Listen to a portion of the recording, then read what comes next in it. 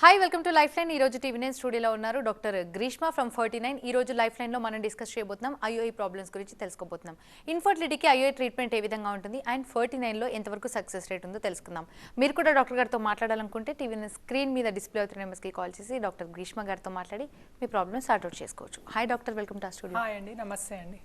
Doctor, IOI గురించి మాట్లాడుకునే ముందు ఇన్ఫర్టిలిటీకి సంబంధించిన సమస్యల గురించి తెలుసుకుందాం. పెళ్ళైన తర్వాత ఎన్ని మంత్స్ ఆర్ ఎన్ని ఇయర్స్ తర్వాత పిల్లలు అవ్వట్లేదు అని నిర్ధారణకు రావాలంటారు? ఇప్పుడు మనకి నార్మల్గా రెగ్యులర్ సైకిల్స్ ఉన్నాయి. అంటే రెగ్యులర్ సైకిల్స్ అంటే యూజువల్గా మనకి నెలసరి సరిగ్గా వస్తుంది, 28-30 డేస్ సైకిల్ ఉంది అంటే యూజువల్గా ఒక 1 ఇయర్ ట్రై చేసి, అంటే వితౌట్ యూజింగ్ ఎనీ ప్రొటెక్షన్ కానీ అట్లా అంటే ఫ్రీగా ఉండి ట్రై చేసి 1 ఇయర్ తర్వాత కూడా అంటే పిల్లలు అవ్వట్లేరు అంటే యూజువల్గా మనం ఇన్ఫర్టిలిటీ అని డయాగ్నోస్ చేస్తాము. ఇప్పుడు మనం గైడ్లైన్స్ ప్రకారం తీసుకుంటే యూజువల్గా 1 ఇయర్ లోపల మనకి అరౌండ్ 80-85% కపుల్ కన్సీవ్ అవుతారండి, అంటే ప్రెగ్నెన్సీ వస్తుంది. ఆ తర్వాత మనకి ట్రై చేస్తే ఆ నెక్స్ట్ ఇయర్లో యూజువల్గా 92% వరకు ప్రెగ్నెన్సీ అనేది వస్తుంది. యూజువల్గా ఆ తర్వాత అరౌండ్ 10-15% కపుల్స్కి మనకి సంతానాలేమి యూజువల్ ట్రీట్మెంట్స్ డాక్టర్ దగ్గరికి వెళ్ళి ఏమన్నా హెల్ప్ తీసుకునే అవసరం అనేది ఉంటుంది నార్మల్గా. సో మనకి గైడ్లైన్స్ ప్రకారము సైకిల్స్ సరిగ్గా వస్తున్నాయి, నెలసరి సరిగ్గా అంటే యూజువల్గా సంవత్సరం తర్వాత మనం ఇన్ఫర్టిలిటీ అని చెప్తాము యూజువల్గా. కానీ మళ్ళీ ముందుగానే ఎప్పుడు మనము ట్రీట్మెంట్స్ దగ్గరికి తీసుకోవాలి, డాక్టర్ దగ్గరికి వెళ్ళాలి, చెకప్ చేయించుకోవాలి అంటే ఒకవేళ నెలసరి సరిగ్గా లేదు, రెగ్యులర్గా లేదు, ఇప్పుడు కొంతమందికి 2-3 మంత్స్కి ఒకసారి వస్తుంది యూజువల్గా, అంటే గ్యాప్ ఎక్కువ వస్తుంది అంటే అది పీసీఓ ప్రాబ్లం కానీ అయ్యి ఉండొచ్చు, లేకపోతే ప్రిమెచ్యూర్ ఒవేరియన్ ఫెయిల్యూర్ అంటాం, అంటే అండాశయాల పనితీరు తగ్గిపోవడం వల్ల కూడా అలా అవ్వచ్చు. సో ఆ రకంగా అవ్వచ్చండి. డాక్టర్, మరి కొంతమందిలో చూస్తుంటాం 5 ఇయర్స్ అవుతుంది, 10 ఇయర్స్ అవుతుంది, అవ్వట్లేదు అని చెప్తారు. వాళ్ళకి కన్ఫ్యూజన్ ఉంటుంది, ఐవీఎఫ్కి వెళ్ళాలా ఐఓఐకి వెళ్ళాలా అని. అలాంటి వాళ్ళకి ఏం సజెస్ట్ చేస్తారు? అదే ఇప్పుడు మనం 35 ఇయర్స్ అబౌవ్ కపుల్ తీసుకున్నాం అనుకోండి, వాళ్ళకి గైడ్లైన్స్ ప్రకారం 1 ఇయర్ అనేది వర్తించదు. అట్లాంటి వాళ్ళు యూజువల్గా 6 మంత్స్ తర్వాతనే అసలు అంటే అన్నీ బాగున్నాయా లేవా, ఎంతవరకు బాగుంది అనేది చెకప్ చేయించుకోవాలి. ఇప్పుడు కొంతమంది తీసుకుంటే 5 ఇయర్స్ వరకు కన్సీవ్ అవ్వట్లేదు అంటే ఫస్ట్ అసలు మన దగ్గరకు వచ్చే వాళ్ళకి కపుల్ యాజ్ ఎ కపుల్ వస్తే, భార్యాభర్త వస్తే అంటే కొన్ని బేసిక్ టెస్ట్స్ ఉంటాయండి. అంటే డే 2 పీరియడ్ వచ్చిన 2nd డే కానీ 3rd డే కానీ ఒక స్కాన్ చేసి వాళ్ళ లోపల ఎగ్ రిజర్వ్ ఎంత ఉంది అనేది తెలుసుకోవడం చాలా ఇంపార్టెంట్ విషయం. ఎగ్ రిజర్వ్ అంటే ఇప్పుడు మనకి అండాశయాల్లో అండాలు ఉంటాయి కదండి, కనీసం ఒక్కొక్క ఓవరీలో ఒక 5 eggs అన్నా ఉండాలి, అంటే మినిమం ఒక 10 eggs వరకు అన్నా ఉండాలి మనకి స్కాన్ చేసినప్పుడు. ఇంకొకటి, ఇప్పుడు మనకి ఏమన్నా ప్రాబ్లం అనిపిస్తే, కొంచెం నెంబర్స్ ఏమన్నా తక్కువగా ఉన్నాయి అనిపిస్తే ఒక్కొక్కసారి ఏఎంఎస్ టెస్ట్ అనేది కూడా చేస్తాం, అంటే యాంటీ ముల్లేరియన్ హార్మోన్. అంటే ఇప్పుడు మనకి బ్యాంక్లో ఎంత ఉంది అనేది, అంటే ఇప్పుడు మనకి ఓవేరియన్ రిజర్వ్ అసలు బాడీ లోపల ఎంత వరకు ఉంది అనేది తెలుసుకోవడానికి నార్మల్గా అది 1.5 to 4 వరకు ఉండాలి. ఇప్పుడు ఒకవేళ ఏఎంహెచ్ అంతకంటే తక్కువ ఉంది అంటే వాళ్ళు ఇంకా తొందరపడి కొంచెం రిజర్వ్ అనేది, ఎగ్ నెంబర్ అనేది తగ్గే ముందే కొంచెం ట్రీట్మెంట్స్కి వెళ్తే మంచిది. సో ఒక్కొక్క కపుల్కి ఎవరికి ఐయుఐ ఎవరికి ఐవీఎఫ్ అనేది కూడా యూజువల్గా వాళ్ళ ప్రాబ్లమ్స్ని బట్టి డిసైడ్ అవుతుంది అండి. ఇప్పుడు ట్యూబ్ బ్లాక్ ఉంది, ఎగ్ నెంబర్స్ తక్కువగా ఉన్నాయి అంటే డైరెక్ట్గా మనం వాళ్ళని యూజువల్గా ఐవీఎఫ్కి వెళ్ళమని చెప్తాం. లేకపోతే కొన్ని మైల్డ్ ప్రాబ్లమ్స్ ఉన్నాయి, అన్ఎక్స్ప్లెయిన్డ్ ఇన్ఫర్టిలిటీ ఉంది అంటే అన్నీ సరిగ్గానే ఉన్నాయి, సెమెన్ పారామీటర్స్ సరిగ్గానే ఉన్నాయి, అంటే మేల్లో చిన్న చిన్న ప్రాబ్లమ్స్ ఉన్నాయి, అంటే కొంచెం కదలిక ఇష్యూస్ వీర్య కణాలలో అలా ఉన్నాయి. సో అట్లాంటి వాళ్ళలో ఇంకా అన్ఎక్స్ప్లెయిన్డ్ ఇన్ఫర్టిలిటీ ఉంది, ఇంకా చాలా మంత్స్ ఆల్రెడీ ట్రై చేసి చూశారు, అంటే మందులు తీసుకొని ఎగ్ పెరగడానికి ట్రై చేసి చూశారు, అంటే కలిసి ఉండి చూశారు, టైమ్డ్ ఇంటర్కోర్స్ సైకిల్స్ అంటాం, అయినా ప్రెగ్నెన్సీ రావట్లేదు, కొంచెం ఎండోమెట్రియోసిస్ ఉంది, మైల్డ్ టు మినిమల్ ఎండోమెట్రియోసిస్ ఉంది, అయినా అట్లాంటి వాళ్ళలో యూజువల్గా ఐయుఐ ట్రీట్మెంట్స్కి వెళ్ళండి అని చెప్తామండి. సో ఇట్ డిపెండ్స్ ఎవరికి ఏది సజెస్ట్ చేయాలి అనేది. సో ఆల్రెడీ ఐయుఐస్ కూడా చేయించుకొని చూశారు ఒక 3 to 4 సైకిల్స్, అయినా సక్సెస్ అవ్వలేదు అంటే ఐవీఎఫ్కి వెళ్ళమని అలా చెప్తాం మనం. డాక్టర్, ఎన్ని ఇయర్స్ నుంచి వెయిట్ చేసే వాళ్ళు ఐవీఎఫ్కి వెళ్ళొచ్చు, ఎన్ని ఇయర్స్ నుంచి వెయిట్ చేసే వాళ్ళు ఐఓఐకి వెళ్ళొచ్చు, అంటే ఇయర్స్ తేడా ఏమైనా ఉంటుందా? ఇప్పుడు మనకి ఇయర్స్ తేడా అని అనడం కంటే యూజువల్గా మ్యారేజ్ అయ్యి ఇప్పుడు ఒక కపుల్ ఏజ్ అనేది ఇంపార్టెంట్ అండి.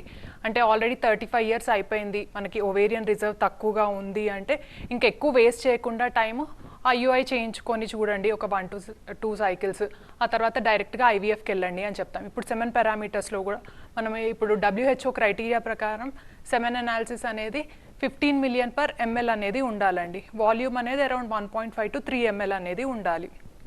ఇప్పుడు మొటిలిటీ అనేది కనీసం 30% ఉండాలి.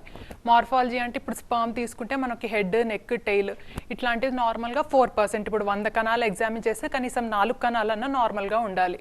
ఇప్పుడు అట్లాంటి కొన్ని మైల్డ్ ఇష్యూస్ ఉన్నాయి వాళ్ళల్లో. అంటే ఆల్రెడీ ఒక 5 to 6 సైకిల్స్ ట్రై చేసి ఉన్నారు. అంటే ఫీమేల్లో తీసుకుంటే ఎగ్ నెంబర్స్ అవన్నీ బాగానే ఉన్నాయి, అయినా కూడా కలిసి ఉండి చూశారు ఒక 5 to 6 సైకిల్స్. అంటే అండం పెరగడానికి మందులు తీసుకొని చూశారు, అయినా ప్రెగ్నెన్సీ రావట్లేదు అంటే ఐయుఐకి వెళ్ళమని చెప్తాం. కొంతమందికి మనం ముందుగాలే చూసి, అంటే in years of married life అనడం కంటే మనకి ఏఎఫ్సి కౌంట్ని బట్టి, ఏఎంహెచ్ని బట్టి, స్పర్మ్ పారామీటర్స్ని బట్టి ఎవరు ఐయుఐకి సూటబుల్, ఐవీఎఫ్కి సూటబుల్ అనేది డిసైడ్ చేసుకోవచ్చు. ఇంకొకటి ఏంటి అంటే మనం ఐయుఐకి వెళ్ళే ముందు ట్యూబ్ టెస్ట్ అనేది కూడా చాలా ఇంపార్టెంట్ అండి. ఎందుకంటే ట్యూబ్స్ అనేవి ఓపెన్ ఉండాలి. మనకి ప్రెగ్నెన్సీ ఏంటి, ఇప్పుడు ఎగ్ విడుదలైనప్పుడు కానీ రప్చర్ అయిన తర్వాత మనకి నార్మల్గా ట్యూబ్లోనే వస్తుంది ఎగ్. ఆ తర్వాత హస్బెండ్తో కలిస్తే స్పర్మ్ అనేది కూడా ట్యూబ్లోనే. సో ఎగ్, స్పర్మ్ ఫలదీకరణ అనేది ట్యూబ్లోనే చెందుతుంది. సో ఆ ఫామ్ అయిన పిండం అనేది 3 to 5 days తర్వాత మళ్ళీ గర్భాశయం లోపల వచ్చి అతుక్కుంటుంది. సో ట్యూబ్స్ అనేవి కూడా నార్మల్గా పేటెన్సీ అంటే ఓపెన్గా ఉండడం అనేది చాలా ఇంపార్టెంట్. సో అది నిర్ధారించుకున్న తర్వాతనే మనం నార్మల్గా ఐయుఐ ట్రీట్మెంట్స్కి వెళ్ళండి అని చెప్తాం. కాలర్ లైన్లో ఉన్నారు డాక్టర్, కాల్ తీసుకుందాం. చీరాల నుంచి మోహనకృష్ణ గారు, ప్రాబ్లం ఏంటో చెప్పండి డాక్టర్ గారికి. మేడం చెప్పండి. మా భార్య వయసు 18 సంవత్సరాలు మేడం. ఏంటండి? మా భార్య వయసు 18 సంవత్సరాలు. 18 years. మామూలుగా 15 సంవత్సరాలకి మ్యారేజ్ అయింది. ఓకే అండి. మా మిస్సెస్ కి మామూలుగా గర్భాశయంలో నిర్స్థితులు ఉన్నాయని చెప్పి ఆపరేషన్ చేశారు మేడం. ఓకే అండి. అప్పుడు టాంచి ఆమెకి అసలు బయట కూడా సరిగా అవ్వట్లేదు మేడం. ఓకే. మళ్ళీ మేము బయట అవ్వట్లేదు, మళ్ళీ మేము పక్క సంతానం గురించి ప్లాన్ చేసుకుంటున్నాం. అది ఎట్లా ఎలా విధానం చూస్తే ఫాలో అవుతాం మేడం. ఓకే. సో అంటే యూజువల్గా మనకు ఇప్పుడు వచ్చిన గైడ్ లైన్స్ ప్రకారము ఇప్పుడు మనకి ఫర్టిలిటీ ట్రీట్మెంట్స్ అనేవి ఫీమేల్కి కనీసం ఒక 21 years ఆఫ్ ఏజ్ అన్నా ఉండాలండి. మనం ఏ రకమైన ట్రీట్మెంట్లు స్టార్ట్ చేయాలి అన్న యూజువల్గా. ఎందుకంటే ఇది ఇప్పుడు మనకి as per government guide lines కూడా కట్ ఆఫ్ అనేది 21 to 45 years అని పెట్టారు.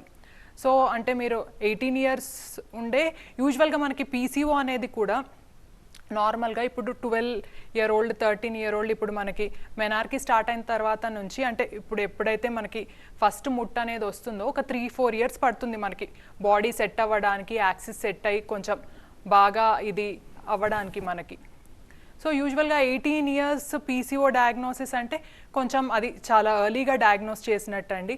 కానీ ఇప్పుడు మనకి ముట్టు సరిగ్గా అవ్వట్లేదు అంటే మరి మీరు పీసీఓ డ్రిల్లింగ్కి వెళ్ళారేమో. యూజువల్గా పీసీఓ అనేది ఒబెసిటీ అట్లాంటివి ఉన్నా యూజువల్గా అగ్రివేట్ అవుతుంది, బరువు ఎక్కువగా ఉన్నా అట్లాంటిది ఉన్నా. మరి ఆ తర్వాత మీరు లాప్రోస్కోపిక్ డ్రిల్లింగ్ అది చేయించుకున్నారా? ఓకే. Call disconnect. సో ఆ తర్వాత కూడా మరి ముట్టు సరిగ్గా అవ్వట్లేదు అంటే మనం నార్మల్గా ఇప్పుడు ముట్టు సరిగ్గా అవ్వడానికి, పీరియడ్ సరిగ్గా అవ్వడానికి ఇప్పుడు ఏ డాక్టర్ దగ్గరికి వెళ్ళినా పిల్స్ ఇస్తే యూజువల్గా 21 days కాంట్రసెప్టివ్ పిల్స్ ఇస్తారండి. మళ్ళీ దానివల్ల యూజువల్గా మనకి పిల్లలు అవ్వకుండా ఉంటారు ఇప్పుడు కాంట్రసెప్టివ్ పిల్స్ ఇస్తే. ఇప్పుడు ఎందుకంటే నెలసరి సరిగ్గా అవ్వాలి అంటే యూజువల్గా 2-3 months పిల్స్ ఇచ్చి వదిలేస్తారు. ఆ 2-3 months మళ్ళీ మనకి ప్రెగ్నెన్సీ అనేది రాదు. సో మనకి ఇచ్చే ఫర్టిలిటీ ట్రీట్మెంట్స్లో ఎలా ఉంటుంది అంటే ఫస్ట్ ఇప్పుడు ఈ పీసీఓలో ఏముంటుంది, మనకి ఎగ్ అనేది ఒకే రకంగా చిన్నగా ఉంటాయి, అన్నీ ఒక ప్రైమోడియల్ ఫాలికల్ స్టేజ్లో ఉంటాయి. అంటే అది పెరగడం అనేది ఉండదు. ఇప్పుడు నార్మల్గా నెలసరి వచ్చినప్పుడు ఏమవుతుంది అంటే మెన్సెస్ తర్వాత మెల్లమెల్లగా Day 6, Day 8 ఎగ్ అనేది సైజ్ పెరుగుతూ ఉండాలి. సో అరౌండ్ 16 mm 18 mm వచ్చినప్పుడు Day 10, Day 12కి అది రప్చర్ అనేది అవుతుంది. కానీ పీసీఓలో ఈ ప్రాసెస్ అనేది అవ్వదు, అన్ని ఎగ్స్ చిన్న చిన్నగానే ఉండిపోతాయి, అరెస్ట్ అనేది అవుతుంది. సో మనం ఇచ్చే ఫర్టిలిటీ ట్రీట్మెంట్స్లో ఎగ్ గ్రో అవ్వడానికి, రప్చర్ అవ్వడానికి మందులు ఇస్తామండి. సో అది ఒక 2 నెలలు చూసిన తర్వాత మళ్ళీ ట్యూబ్స్ బాగున్నాయా లేవా చెక్ చేసుకొని ముందుకెళ్తాం. సో ఒకసారి ఆ రకమైన ట్రీట్మెంట్స్ తీసుకుంటే నార్మల్గా మనకి ఓవ్యులేటరీ సైకిల్స్ అనేవి వచ్చేటట్టు చేసుకుంటే ప్రెగ్నెన్సీ రావడానికి చాలా ఎక్కువగా అవకాశాలు ఉంటాయి మనకి. డాక్టర్ కొంతమందిలో చూస్తుంటాం రిపోర్ట్స్ అన్ని నార్మల్ వచ్చాయండి, మా హస్బెండ్కి మాకు అన్ని నార్మల్గా ఉన్నాయి కానీ పిల్లలు అవ్వట్లేదు. ఇలాంటి కంప్లైంట్స్ విన్నప్పుడు ఇలాంటి అన్ఎక్స్ప్లెయిన్ ఇన్ఫర్టిలిటీ ఉన్న వాళ్ళు ఐయుఐకి వెళ్ళొచ్చా? ఇప్పుడు యూజువల్గా మనకి అన్ఎక్స్ప్లెయిన్డ్ ఇన్ఫర్టిలిటీ అనేది ఒక 10 to 20% ఉంటుందండి. అసలు అన్ఎక్స్ప్లెయిన్డ్ ఇన్ఫర్టిలిటీ అంటే ఏంటి అంటే ఇప్పుడు నార్మల్గా పీసీఓ అట్లాంటి సమస్యలు ఉన్నప్పుడు ఓవ్యులేషన్ సరిగ్గా అవ్వదు. కానీ ఈ సందర్భాలలో ఏంటి అంటే ఫీమేల్కి తీసుకుంటే నెలసరి కూడా మనకి సరిగ్గానే అవుతుంది. ఇప్పుడు మేల్ తీసుకుంటే స్పర్మ్ పారామీటర్స్ అని ఇంతకుముందు చెప్పుకున్నట్టుగా అన్నీ నార్మల్గా ఉంటాయి. కానీ వాళ్ళు ఎంత ట్రై చేసినా ఇప్పుడు మనకి కన్సెప్షన్ అనేది అవ్వదు. ఎందుకు అంటే చిన్నవేదో యూజువల్గా మనకి స్కాన్ చేసినప్పుడు ఎగ్ రిలీజ్ అవుతుందా లేదా అనేది మటుకు తెలుస్తుంది మనకి. సో కానీ మనకి ఆ ఎగ్ అనేది లోపల ట్యూబ్ అనేది తీసుకుంటుందా లేదా, మరి ఆ టైంలో ఇంటర్కోర్స్ కలయిక జరిగినప్పుడు మరి ఆ స్పర్మ్ అనేది కూడా మంచి స్పర్మ్ అనేది ట్యూబ్ లోపలికి వెళ్తుందా లేదా, ఆ ఫామ్ అయిన పిండం అనేది కూడా మనకి అతుక్కుంటుందా లేదా, ఈ విషయాలన్నీ మనము కంటితో చూడలేనివి. ఇప్పుడు మనకి స్కాన్ చేసినా ఇట్లాంటి స్పర్మ్ ఎగ్ అనేవి చాలా మైక్రోస్కోపిక్ స్ట్రక్చర్స్ కాబట్టి మనకి తెలియదు. సో ఇట్లాంటి వాళ్ళలో ఎలా అంటే ఆల్రెడీ వాళ్ళు అన్ఎక్స్ప్లెయిన్డ్ ఇన్ఫర్టిలిటీ అంటే ఆల్రెడీ ట్రీట్మెంట్స్ తీసుకొని ఉండుంటారు, అంటే కలిసి ఉండే సైకిల్స్ అవన్నీ ట్రై చేసి ఉంటారు. మరి అట్లాంటి వాళ్ళలో యూజువల్గా ఒక 3 సైకిల్స్ వరకు ఐయుఐ ట్రై చేసి చూడొచ్చు. ఇప్పుడు ఐయుఐలో మనం చూస్తే ఎగ్ పెరిగేటట్టుగా మనం మందులు ఇచ్చి డే 10 డే 12 ఎగ్ ఒక 18 mm సైజ్ 20 mm సైజ్ అట్లా రీచ్ అయింది అంటే రప్చర్కి ఇంజెక్షన్ ఇచ్చి ఎగ్ రప్చర్ అయిందా లేదా ఒకసారి స్కాన్లో చూసుకొని ట్యూబ్స్ కూడా నార్మల్గా ఉన్నాయా లేదా చూసుకొని ఆ టైంలో హస్బెండ్ స్పర్మ్ని కొంచెం వాష్ చేసి మంచిగా మొటైల్గా కదలిక ఉన్న కణాల్ని మనం ఫీమేల్ యొక్క గర్భాశయంలో ఇంజెక్ట్ చేస్తామండి. సో ఇప్పుడు ఈ ఐయుఐ తీసుకుంటే దాంట్లో మనకి సక్సెస్ రేట్ అనేది అరౌండ్ 15 to 20% వరకు ఉంటుంది. సో యూజువల్గా అంటే ఫస్ట్ సైకిల్లోనే కన్ఫర్మ్ అవుతుందా ప్రెగ్నెన్సీ అని చాలామంది అడుగుతూ ఉంటారండి. ఇప్పుడు మనం ఐయుఐ తీసుకుంటే 1 సైకిల్లో సక్సెస్ రేట్ ఇంతే ఉంటుంది మనకి 15-20%. సరే ఒక వాళ్ళు 3 సైకిళ్ళు ట్రై చేశారు అంటే క్యూములేటివ్ ప్రెగ్నెన్సీ, సో 3 సైకిల్స్ని బట్టి ఒక 30% వరకు ఇంక్రీజ్ అవ్వచ్చు మనకి సక్సెస్ రేట్.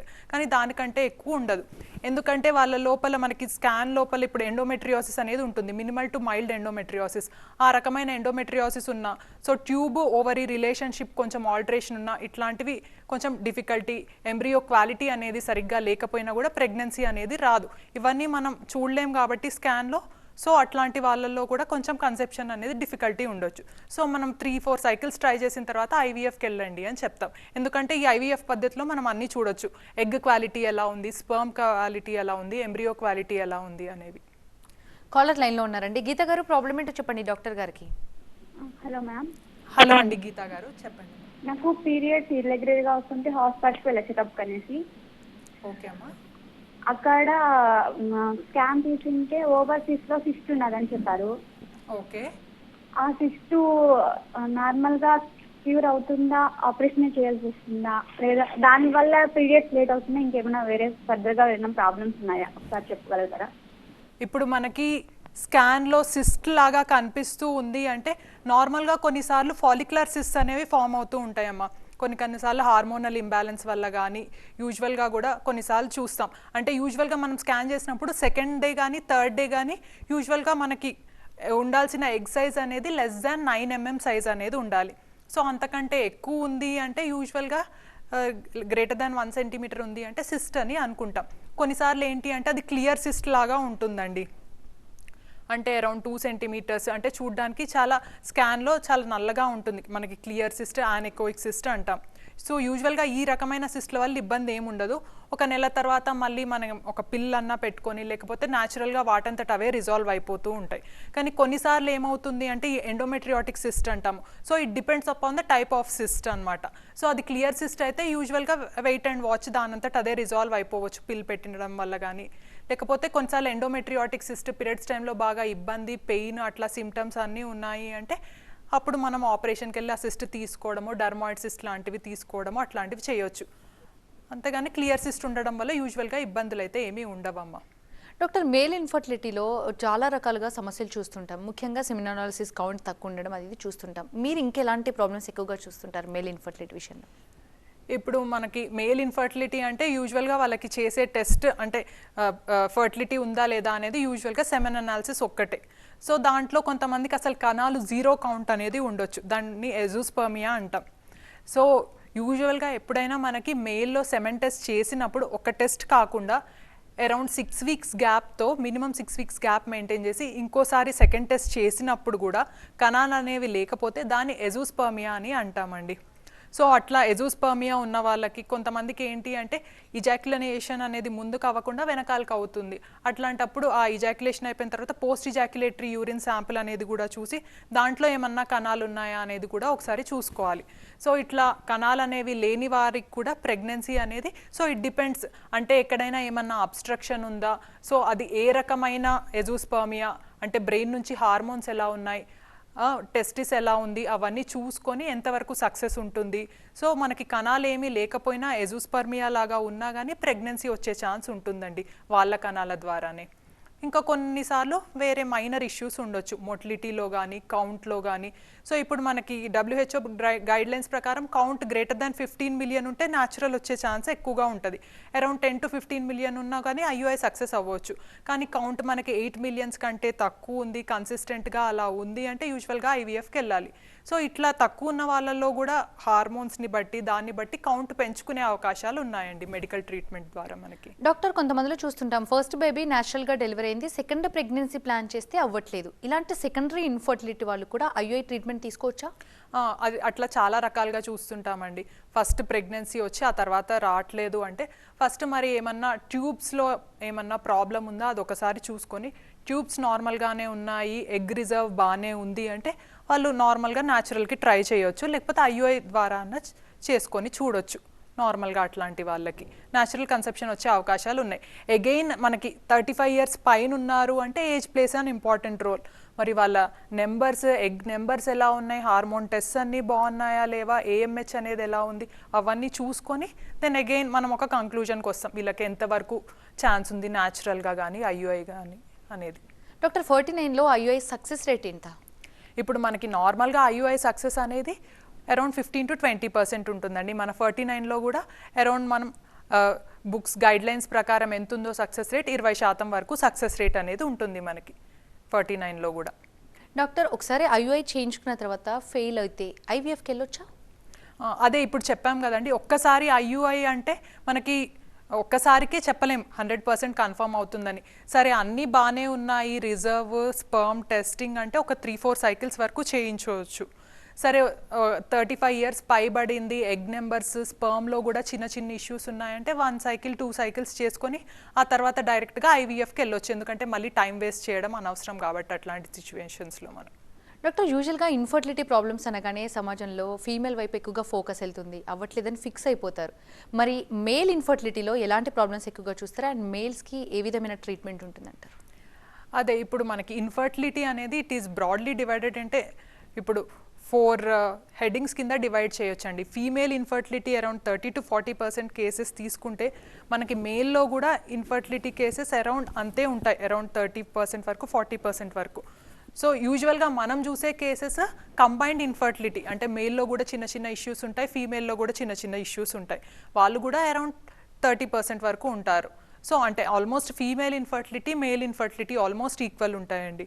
సో మనం చూసేటట్టయితే మేల్ ఇన్ఫర్టిలిటీకి మెడికల్ మేనేజ్మెంట్, సో కణాలు ఇప్పుడు నెంబర్ బాగానే ఉంది 15 మిలియన్స్, చిన్న చిన్న ఇష్యూస్ మొటిలిటీలో నార్మల్ ఫామ్స్లో ఉన్నాయి అంటే మనం జస్ట్ యాంటీ ఆక్సిడెంట్ ట్రీట్మెంట్ అట్లాంటివి ఇచ్చి వాటిని పెంచుకోవచ్చు మొటిలిటీ కానీ.